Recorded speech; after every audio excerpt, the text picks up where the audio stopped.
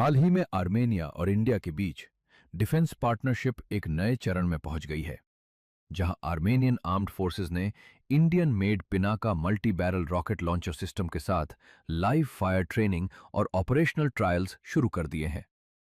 ये केवल एक नए हथियार की तैनाती नहीं, बल्कि साउथ कॉकसस की बदलती स्ट्रेटेजिक बैलेंस का संकेत माना जा रहा है।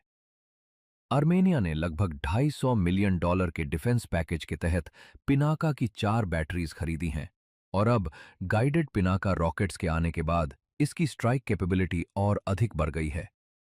आईएनएस और जीपीएस गाइडेंस से लैस ये रॉकेट्स 70 से 75 किलोमीटर तक अत्यधिक सटीकता के साथ लक्ष्य भेद सकते हैं। एक पिनाका लॉन्चर मात्र 44 सेकंड में 12 रॉकेट्स दागकर बड़े क्षेत्र में सैचुरेशन फायर करने की क्षमता रखता है। इस प्रणाली को प्रभावी ढंग से संचालित करने के लिए आर्मेनियन सैन्य अधिकारी महाराष्ट्र के नासिक स्थित स्कूल ऑफ आर्टिलरी में प्रशिक्षण प्राप्त कर चुके हैं। पिनाका के साथ साथ आर्मेनिया ने इंडिया से Akash 1S air defence system, ATAGS artillery guns, Swathi weapon locating radar, Marg artillery platform, Trajan howitzer और ALS-50 लॉइटरिंग म्यूनिशंस जैसे कई उन्नत सैन्य सिस्टम भी खरीदे हैं। आकाश 1S कॉम्बैट ड्रोन्स, हेलीकॉप्टर्स और फाइटर एयरक्राफ्ट को रोकने की क्षमता प्रदान करता है, जबकि स्वाथी रेडार दुश्मन की आर्टिलरी फायरिंग लोकेशन का पता लगाकर काउंटर बैटरी स्ट्राइक्स को सक्षम बनाता है। ATAGS और अन्य 155 मिलीमीटर आर्टिलरी प्लेटफॉर्म्स आर्मेनिया की लॉन्ग रेंज फायर पावर को मजबूत कर रहे हैं।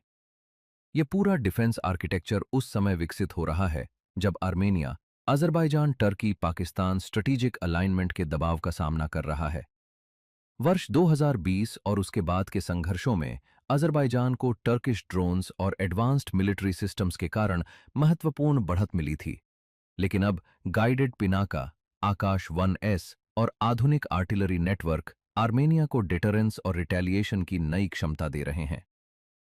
अजरबैजान के राष्ट्रपति इल्हाम अलीयेव सार्वजनिक रूप से इंडिया द्वारा आर्मेनिया को हथियार उपलब्ध कराने पर चिंता जता चुके हैं, जबकि टर्की भी इस क्षेत्र में इंडिया की बढ़ती उपस्थिति को अपने प्रभाव क्षेत्र के लिए चुनौती के रूप में देख रहा है।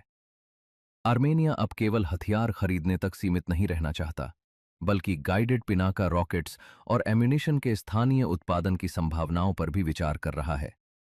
इससे स्पष्ट संकेत मिलता है कि येरेवान अपनी रक्षा व्यवस्था को दीर्घकालिक, आत्मनिर्भर और तकनीकी रूप से आधुनिक बनाने की दिशा में आगे बढ़ रहा है, जबकि इंडिया एक प्रमुख डिफेंस एक्सपोर्टर और स्ट्रेटेजिक सिक्योरिटी पार्टनर के रूप में अपनी भूमिका लगातार मजबूत कर रहा है।